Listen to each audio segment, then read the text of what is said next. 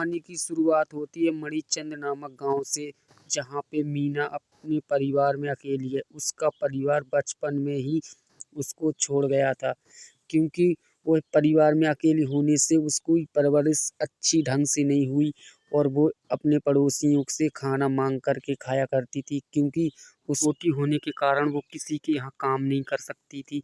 उसको आदत थी पड़ोसियों से खाना मांगने की, क्योंकि वो छोटी थी इसलिए वो खाना मांगती थी। अब वो बड़ी हो चुकी है तो पड़ोसियों के यहाँ खाना मांगने के लिए जाती है, तो पड़ोसी उसको कहता है, दादाजी नमस्ते, थोड़ा सा खाना दे दो, मेरे को कुछ खाया नहीं, 4 दिन से मैं भूखी हूँ, दादाजी थोड़ा सा दे दीजिए। मेरे पास तो कुछ खाने को नहीं है, मैं तेरे को खाना कहाँ से दे दूँ। और तू तो फिर रोज आती है मांगने के लिए। चल यहाँ से, आज से तेरे को कोई खाना नहीं दिया जाएगा। उदास होकर के वहाँ से चल देती है और गुस्सा भी होती है। फिर वो जंगल की राह पकड़ लेती है और जंगल की ओर चलने लगती है। सोचती है कि जंगल में कुछ लकड़ियाँ मिल जाएंगी तो उसको इकट्ठा करके मैं बेच दूंगी तो कुछ खाने के लिए इंतजाम हो जाएगा। फिर वो है सोचते ही सोचते जंगल की ओर निकल जाती है और वहाँ जंगल में जा कर के वो देखती है कि वहाँ पे तो कोई लकड़ी नहीं दिखाई देती है। एक बरगद का पेड़ दिखाई देता है, जिसके यहाँ वो जाती है और वो चारों तरफ घूमकर देखती है और उसको कोई लकड़ी नहीं दिखाई दे रही है। तो वह सोचने लगती है कि आज तो मेरे को खाना नहीं मिलेगा, फिर मैं क्या करूँगी, भूखी ही रहूँगी। और यह सोचते सोचते वह चारों ओर घूम लेती है अच्छी तरीक़ा से। उसको कुछ नहीं समझ में आता है और वो भगवान को सोचने लगती है, हे भगवान मेरी ज़िंदगी कैसी कटी है जो मेरे को ना खाने को और पीने को कुछ नहीं। फिर वो मन ही मन सोचने लगती है कि शायद मेरे माता पिता होते तो हर बच्चों की तरह मुझे भी शिक्षा प्राप्त होती और मैं शिक्षा लेकर के कोई IAS या IPS ऑफिसर बन सकती थी। पर ऐसा नहीं, भगवान ने शायद मेरे को एक दिन भोगने को लिए दिए, तो शायद मेरी ये ज़िंदगी। वो घूमते घूमते उसको चक्कर से आने लगते हैं और चक्कर आते ही वो लड़की वहाँ पे उस बरगद के पेड़ के नीचे गिर जाती है। जैसे गिरते ही वो रोने लगती है।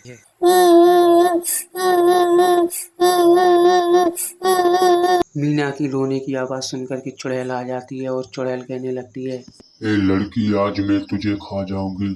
काफी दिनों से मैंने भोजन नहीं खाया मनुष्य का, आज मैं तुझे खा जाऊंगी। कोई मुझे बचाओ, ये चुड़ैल मेरे को खा जाएगी, बचाओ। फिर चुड़ैल मीना के पास पहुंच जाती है और जाके बैठ जाती है और मीना से कहती है, तेरे को मेरे से डर नहीं लगता? तब मीना कहती है, मेरे को डर तो लगता है, मैंने कुछ दिनों से खाना नहीं खाया, इसलिए मैं जंगल में आई हूँ। चुड़ैल को गुस्सा आ जाता है और वो तेजी से हवा में उड़ने लगती है और आप मुझे छोड़ दो, मैं कभी नहीं आऊंगी इस जंगल में, मुझे बहुत डर लग रहा है, छोड़ दीजिए।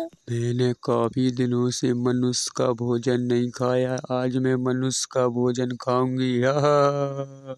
देखो आज कच्चा खा जाऊंगी। अब तुझे कोई नहीं मेरे से बचा पाएगा। मीना जैसे ही चुड़ैल के चंगुल से छूटती है और सीधी को घर के लिए भागने लगती है। मीना इतनी डर जाती है कि वह सोचने लगती है। डरी हुई मीना, उसके दिमाग में कुछ नहीं आ रहा। वो सोचती है कि अब मैं क्या करूं, मुझे तो बहुत डर लग रहा है। तब वो सोचती है कि शायद ये कहानी सरपंच को सुनाई जाए तो सरपंच मेरी बात मान जाएंगे और सरपंच मेरी बात मान जाएंगे तो उस चुड़ैल का कुछ बंदोबस्त हो जाएगा।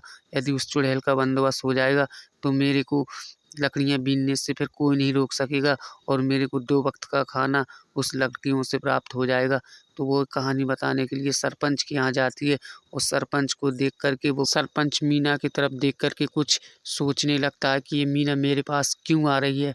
और मीना सरपंच को देख कर के कुछ और संभल जाती है, पर उसको डर अभी भी लग रहा है और फिर वो चक्कर आ जाते हैं और गिर जाती है। मीना को देख सरपंच, अरे मीना, तेरे को क्या हो गया है? तू क्यों गिर पड़ी? सरपंच जी, उस बरगद के पेड़ के यहाँ एक चुड़ैल रहती है, मैं लकड़ियाँ बीनने जंगल में गई तो मुझे उस चुड़ैल ने रगेद दिया, मैं वहाँ से भाग निकली। सरपंच जी, कुछ उपाय करो। फिर सरपंच मन ही मन सोचने लगा, यदि चुड़ैल जंगल में रहेगी तो हमारे गांव के लोग लकड़ियां बीनने कैसे जाएंगे और लकड़ियां बीन के नहीं लाएंगे तो फिर चूल्हे पे खाना कैसे पकाएंगे। ये तो बड़ी आश्चर्य की बात है। उस चुड़ैल का कुछ तो करना पड़ेगा। फिर वह सोचने लगता है शायद एक तांत्रिक को ले जाए तो वो कुछ कर सकता है। तो सरपंच तांत्रिक के बारे में सोच ही रहा था, तब उसने कहा मीना आप चलिए तांत्रिक के पास चलते हैं। तो मीना और सरपंच दोनों तांत्रिक की ओर निकल पड़ते हैं और सोचने लगते हैं यदि उस चुड़ैल को तांत्रिक भगा देगा तो फिर हमारे गांव से डर भी चला जाएगा और हमारे गांव के लोग लकड़ियां बीनने के लिए जंगल में जाएंगे और जंगल में लकड़ियां इकट्ठा करके लाएंगे। फिर उनको किसी चीज का डर नहीं रहेगा। तो वो तांत्रिक के पास पहुंच जाते हैं और तांत्रिक से कहने लगते हैं, तांत्रिक को सारी कहानी बताते हैं कि उस एक जंगल में बरगद के पेड़ के नीचे एक चुड़ैल रहती है। तो तांत्रिक वे तीनों लोग चुड़ैल को भगाने के लिए चल देते हैं। तब तीनों साथ में निकलते हैं और उस जंगल की ओर चल देते हैं जिस बरगद के पेड़ के नीचे चुड़ैल निवास करती थी। और चुड़ैल को देख के तांत्रिक कुछ कहने लगता है। अरे चुड़ैल तू इस जंगल से कहीं और चली जा वरना मैं तुझे गड्ढे में दफना। सरपंच चुड़ैल को देख के डर जाता है। तब तांत्रिक चुड़ैल को जंगल से भगा देता है।